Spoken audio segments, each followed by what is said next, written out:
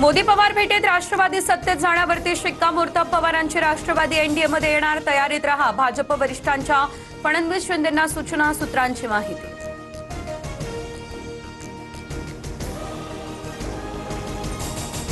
पवारांची एनसीपी एनडीएमध्ये सामील होण्याच्या चर्चेदरम्यान आता दिल्लीमध्ये दोन महत्वाच्या भेटी गाठी। सुनील तटकरेंनंतर खासदार सुप्रिया सुळे आणि बजरंग सोनवणेंकडून अमित शहांची भेट। लेकीच्या रिसेप्शनचं निमंत्रण दिल्याची सुळेंची माहिती।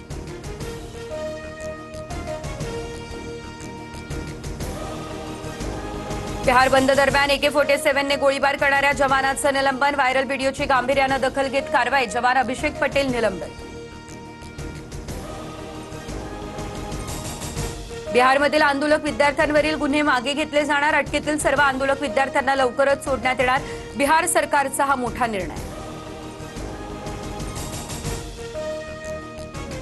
आसाम, बिहार आणि पश्चिम बंगालमध्ये विद्यार्थ्यांना अटक। सरकारने तातडीने FIR मागे घेऊन आश्वासन पाळावं। विद्यार्थ्यांना न सोडल्यास पुन्हा आंदोलन करणार, CJPचा हा इशारा।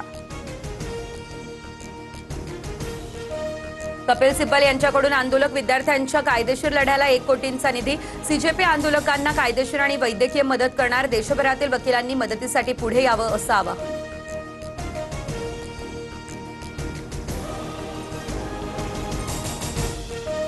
लोकसभेत सरकारकडून सार्वजनिक परीक्षा सुधारणा विधेयक सादर। आज विधेयकावर चर्चा होणार। लाठीचार्जबाबत शहांनी निवेदन देण्याच्या मागणीसाठी विरोधकांचा गदारोळ।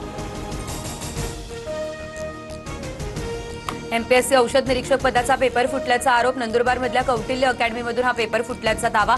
अकॅडमीनं मात्र सर्व आरोप फेटाळून लावले, तर प्रकरणाची चौकशी करून पोलिसात तक्रार दाखल करणार। महाराष्ट्र लोकसेवा आयोगाची ही माहिती।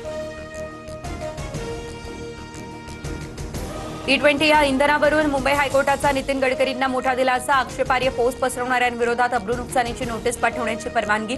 Meta, Google, deepfake AI content पसरवणाऱ्यांविरोधात कारवाई होणार। ठाणे पालिकेमध्ये पुन्हा शिवसेना भाजप वाद चव्हाट्यावरती। उद्घाटनाला न बोलावल्यानं उपमहापौर आणि भाजप नगरसेवक नाराज। पुन्हा उद्घाटन करण्याच्या मागणीसाठी आयुक्तांना पत्र। मुंबईमधल्या काही भागात आज 15% पाणी कपात केली जाणार, तर पांजरापूर या ठिकाणी पंपिंग स्टेशनमध्ये तांत्रिक कामं होणार। उद्या पहाटे 5 वाजेपर्यंत काम सुरू असेल। सोयाच्या बनवतानाचा किळसवाणा व्हिडिओ समोर आला। व्हिडिओनंतर नेटकऱ्यांमध्ये संताप। ग्राहकांच्या आरोग्यासोबत हा खेळ सुरू, कारवाईची मागणी।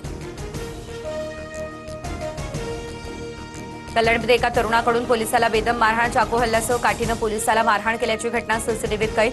आरोपीला 14 दिवसांची न्यायालयीन कोठडी। आरोपी सेवानिवृत्त पोलीस अधिकाऱ्याचा मुलगा।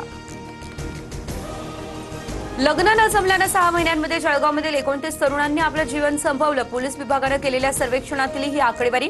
जिल्ह्यामध्ये एकूण 443 जणांनी वेगवेगळ्या कारणांनी टोकाचं पाऊल उचलल्याची माहिती। राज्यात पुढील काही दिवस मुसळधार पावसाचा अंदाज, तर हवामान खात्याकडून 22 जिल्ह्यांना पावसाचा रेड अलर्ट जारी, तर मुंबईला आज पावसाचा येलो अलर्ट।